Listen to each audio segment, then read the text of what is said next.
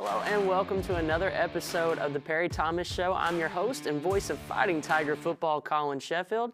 Alongside me, as always, head coach Perry Thomas. Coach Thomas, I know we talked about it a little bit before, well, after the game, I guess, just about your first conference matchup at home, and it really seemed like the energy was brought by Tiger Nation. Oh, no doubt about it. It was, typically I don't pay attention to the crowd much. You're locked in at the game. About once a game, though, I'll just kind of turn around and look up and look at the crowd just to see what it's like when I'm walking off the field or something. And it was packed house, and it was loud. It was like a D1 atmosphere. Sidelines were in it, and everything was right about the night, other than the fact that we lost a battle, at the end. But love the crowd being out there. And if you really think about it, even in our struggling times, our fans still show up. And football's just a great rallying spot. So it's great to have the crowd out. It was great to have that energy. Our guys certainly felt it. We'll go ahead and take a look at some of the highlights and some of the sights of that game. But the Tigers were in a close matchup with the Saints. It was really close the entire time. You start out, it was really close back and forth action. You get the field goal going into the half, 17-10. So it's a close game. And it really seemed like the Saints started to pull things away towards the middle, started to get on a run. It seemed like they had all the momentum. A few big plays like the one you're seeing there from Spencer McCown, who seemed to get targeted a little bit more tonight or that night. And then the Tigers staged a huge comeback. We're only away 8 points, 3rd and 3, and then you just kind of lose on the offside call. They make the big throw down the field, and that effectively shuts down your game. But for a team to come out and play the way they did against Thomas More and just continue to fight when it really seemed like the energy was drained out of the building has to be good. Well, I mean, it's never good to lose, obviously, and especially in a game that felt like we could have won. But, our guys compete. Our guys do play hard, and you can see in these highlights they're making plays. We had a little stumble there defensively for a moment where they jumped up on us, and we had some 3-and-outs on offense. And when you have those, that means your defense is right back on the field. And I think we got a little fatigued, but then we got our energy back, and we start storming back, and it was just a little bit too late. But our guys compete, their guys do compete. We've talked about it since we started. These guys understand what it takes to win, and they go out and compete hard. Now, you still got some growing pains to go through. You look at us, we still have a lot of youth out there that are still going to make a lot of mental mistakes. But with that said, this game is a disappointing loss from my standpoint. We lost to a very good team, don't get me wrong, but I felt like it was a game we could have won. And if you go back and look at it again, we took ourselves out of this game with tons of missed tackles, some just miscues offensively where we missed some routes that we didn't run correctly, we didn't block correctly, we didn't run the ball well at all. And those things add up. And when you're playing good teams like we're going to play now, that it makes it tough to win. But, our guys aren't going to quit, and I think they showed that the other night. You mentioned the run game having issues. I had mentioned before, I believe it was 264 yards a game for the 2 games leading up. Archella Smith and Trey Bass had been huge, racking up. Trey Bass was just coming off almost a 200-yard game, 2 touchdowns. He had 2 touchdowns, but only about 24 yards, I think. You had 38 total yards on the night. What did the Thomas More defensive line do, or was it more of just like the missed blocks that you had said? I think it's both. I think they have good athletes, good football players, and they came hard and did things and did some twists and so forth. But I thought it was also about us not communicating up front, not talking about things that we had worked on all week in practice. And then at some point, you start catching and looking for stuff as opposed to attacking people. And I thought that as the game went on, you saw that a little bit, and we had to go total to pass. Now, I'm not opposed to throwing the ball 53, 60 times a game and so forth, if that's what we need to do. And it was great that we was able to do that the other night and get some points on the board and have a chance. But we need to run the football. And, that has to start with our offensive line, has to come off the ball, and they have to communicate and talk. Most people don't realize the communication that our offensive line does out there on the field because you're paying attention to the skill guys. You're paying attention to the guys getting the ball. But those guys are talking constantly in the game and picking up stunts and working things out. And I just thought the other night we didn't do that well. And then they did some good things. They were bringing their safeties down hard in the box to help on the run support. So they did some good things also.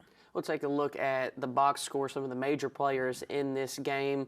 The Tigers had Josh Meglis. He was 36 for 53, 363 yards, 2 touchdowns. Yeah. Patrick Oden had 10 catches for 89 yards and a touchdown.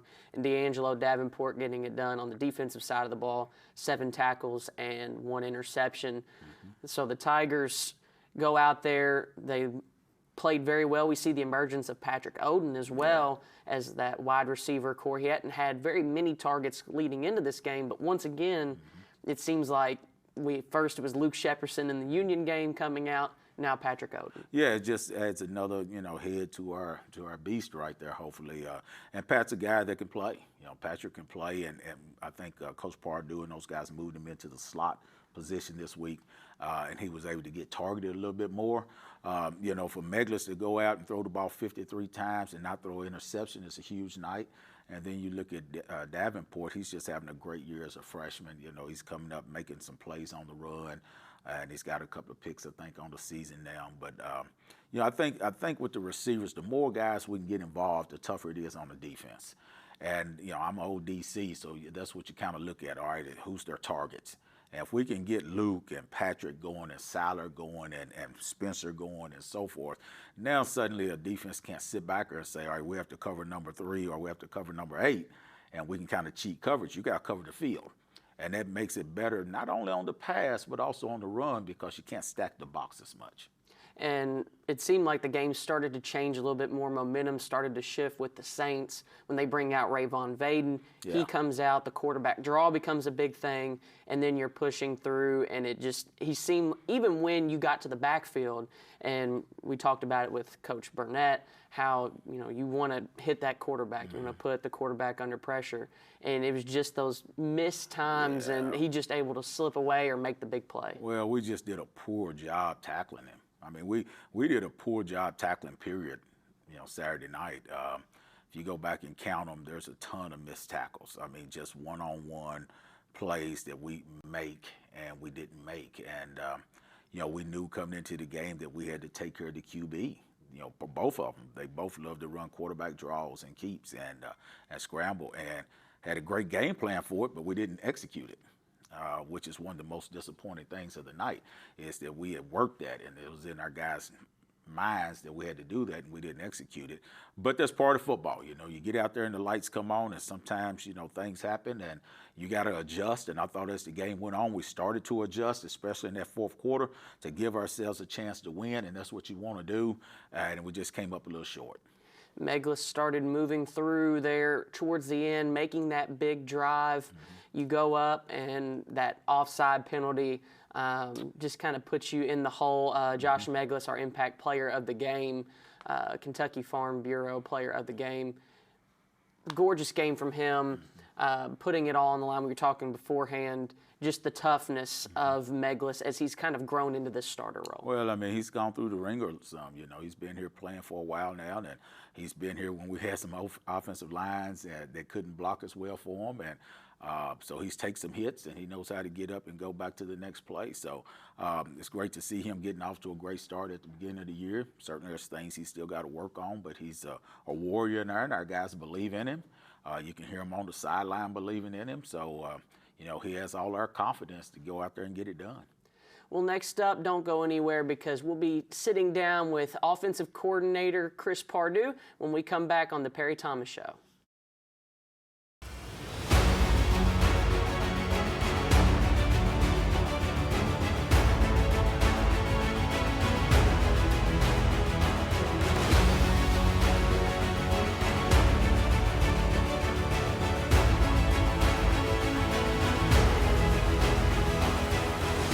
We are champions of character.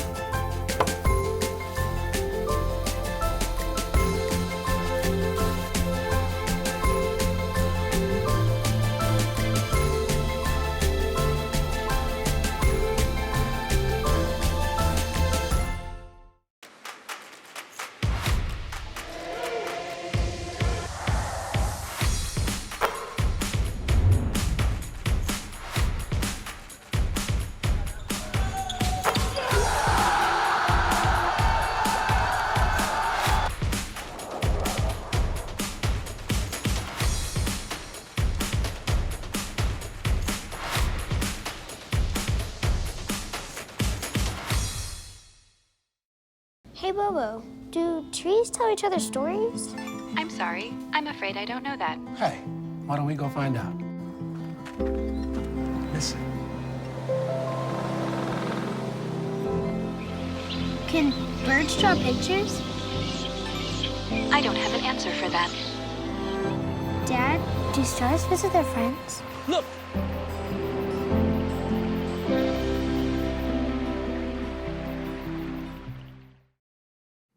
Welcome back to the Perry Thomas Show. Joining with me now is the offensive coordinator, Chris Pardue. Coach Pardue, how are you doing today? I'm doing very well, thank you. So Coach Thomas reels you back in 2020 for spring football for COVID. Now you're still here, offensive coordinator. I'm just curious, how's this season, played out for you different from the other ones? Well, I was really excited about this season because really with the COVID situations, this is the first off season we had last spring. And, these guys worked their tails off and, you could tell coming out of spring practice and the end of school that we thought we were a much better team at that point. And I think it's shown the way we started off this season. So you come in from Boyle County. You spent a considerable amount of time at the high school level. You have, I believe, 6 state titles to your name.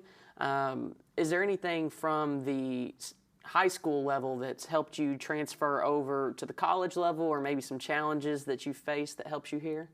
Well, a lot of it's the same. The defenses and things you see are a little more complicated here and a little tougher to exploit and things like that. But for the most part, it's blocking and tackling. And if you block and can run the ball and throw and catch, you'll be successful. It's your second stint coming back at Campbellsville. Your first stint, very successful, a part of a huge amount of offense, really. 2011, I believe, is your Victory Bowl title.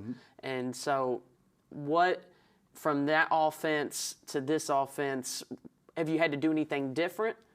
Well, we're doing a lot of the same type things. I think if you go back and watch some film of those games, it's a lot of the same type things. And, we're still, like I said, we're learning still, and we're getting better at it each week. We struggled a little with our offensive line play this week, and, we got to come back now and just learn from that. With the exception of this week, the offensive line has been a lot better as of late. There's no secret that they struggled a little bit in the past. Our quarterbacks have had a hard time even being able to get the ball out of their hands before they're getting hit. So what's been the biggest change for this offensive line?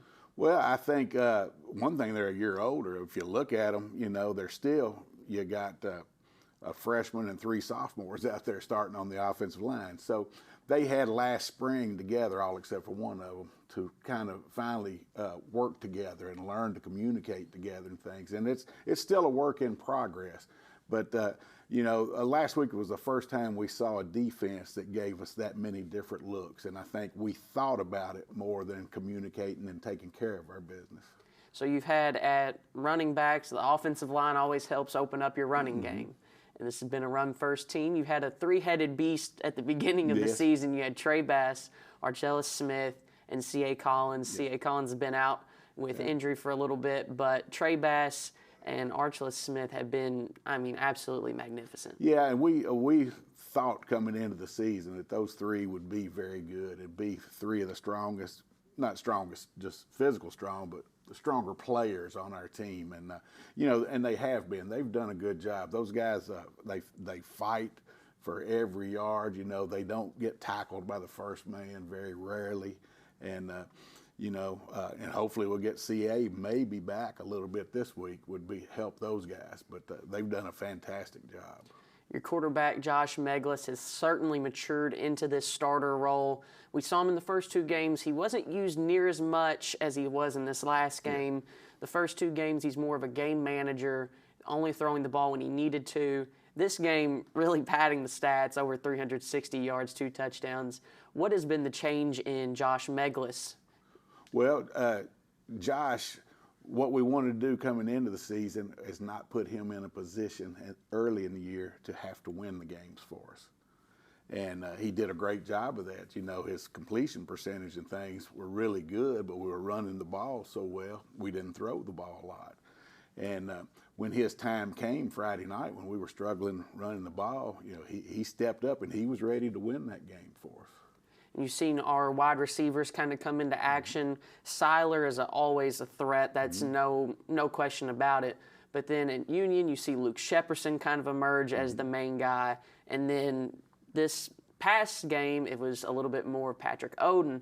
Is there a rhyme or reason to that, or is it, we've heard Coach Thomas talk about just the different looks that a defense gives you that allows those guys to be better? Is there a method to the madness on that? Well, one thing we've been able to do with not only the guys you mentioned, but Tim Pope and Lil Sturdivant, they've come in now and given us some good minutes. So what that's allowed us to do is not just play Pat at the outside where he may be a better matchup with somebody in the slot.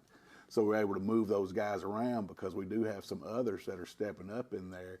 And, you know, you're able to play your matchups and stuff better that way. We saw the big tight end, Zach Cole, start to get a little more involved on that final drive that put you down only 8 points.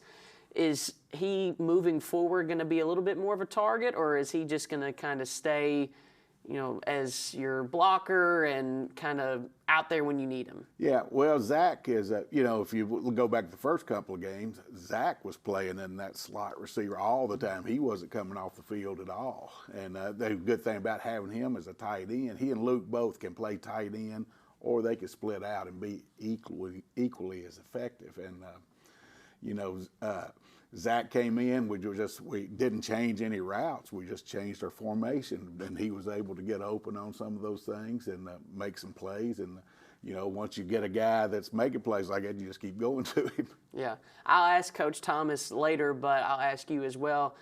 The Blue Raiders coming up, that's going to be a tough matchup. Their defense has been pretty stout. They held Cumberland's to negative 21 rushing yards, and this is a rush team. So where do you see the challenges lie moving forward? Well, our challenges are communicating up front, right? Learning from the mistakes that we made last week.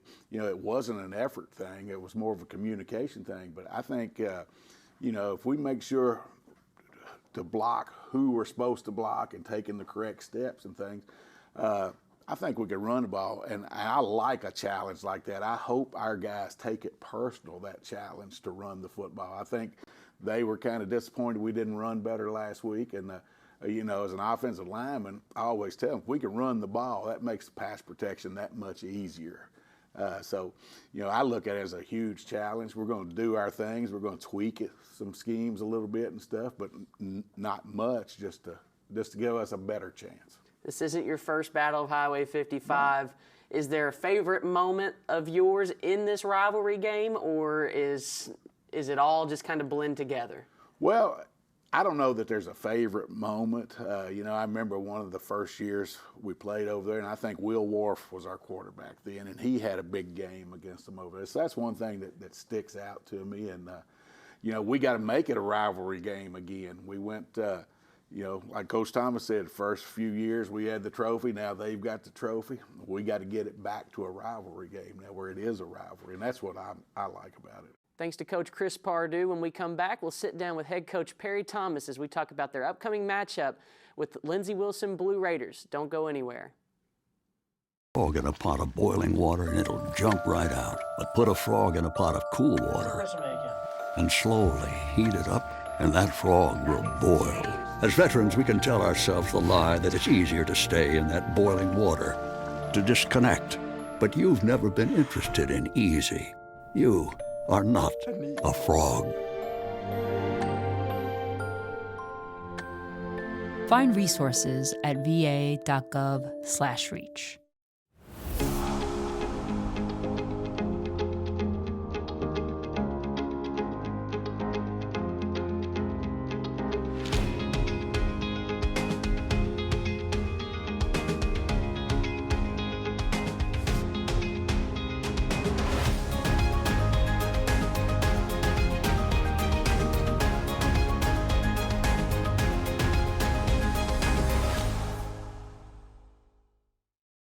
There's so many rewards in life. You coming into our home was one of the greatest rewards we could have ever had. You know, it took 20 years, and I got my third child, who was 17 at the time.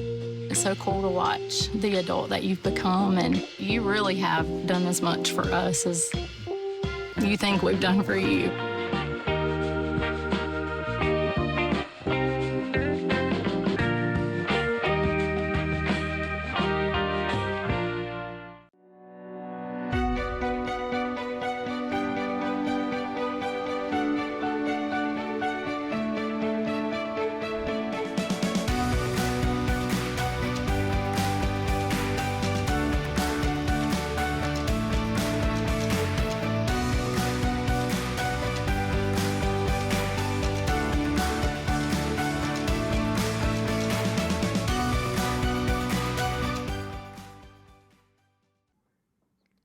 Welcome back to the Perry Thomas Show. We have head coach Perry Thomas with us once again.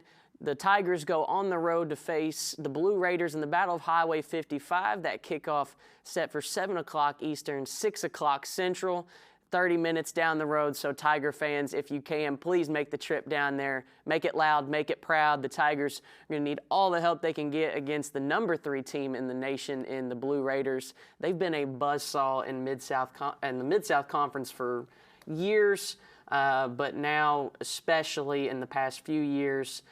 Coach, what are you seeing from the Blue Raiders in their new offense, I guess? Well, they're running the same stuff, offensively, defensively. You know, the head coach was the defensive coordinator. The offense is the same offense they've run since they've started the program, and you know, it's nothing changed. The personnel's a little different in spots. They return a lot of guys defensively, and they do return some of the old linemen and a couple of those receivers offensively. Quarterback, running back are different, which obviously makes a difference. But same stuff they've been doing. You know, same stuff. They're going to throw the ball up, throw some screens, run some counter and some zone stuff, you know, out with the running game, and try to get the ball in those skilled guys' hands. Big, strong offensive line, and then defensively, they're going to take some chances and bring a lot of pressure at you. You know, some line slants and twists, and then some pressure off the edges with the outside linebackers, and then just play some coverage and you know, make you beat them. You know, and that's what they do. And their personnel is what gets you. You know, they don't do anything fancy. They just line up and play football, but they have really good personnel. So the Blue Raiders on Saturday faced off against the Cumberland Patriots. They scored 17 unanswered points to win that 37-10. They held them scoreless from the second quarter on through the rest of the game. Right. And we're a big run team. And they held the Patriots to a program record negative 21 rushing yards. What do you see for our team moving forward? Do you switch the game plan any, or do you continue running your stuff? No, we'll run our stuff. We have to just be better at running our stuff. You know, I don't think you go into a game and just throw everything out because of what other teams have done. You know, you look at that situation, they only had like 11 or 15 yards rushing against the University of the Cumberlands. The key was that they just was able to play better defense to shut them out, but both of them threw for about 200-something yards.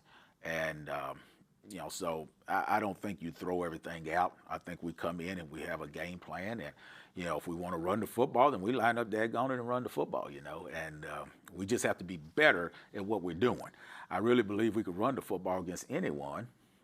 But we have to be sound about it. We have to block the right person, communicate, hit the hole at the right spot. Timing has to be, you know, it's not always the blocking that fails runs. Sometimes it's the running backs not hitting at the right angle or the right spot.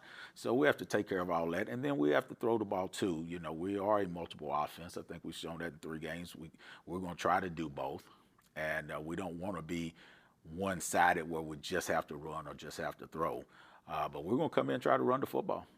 Will McDonald seems like their go-to quarterback. We've seen their other quarterback come in, but McDonald has been their guy for the most of the season, and then they have a few big wide receivers. Collier is one of them.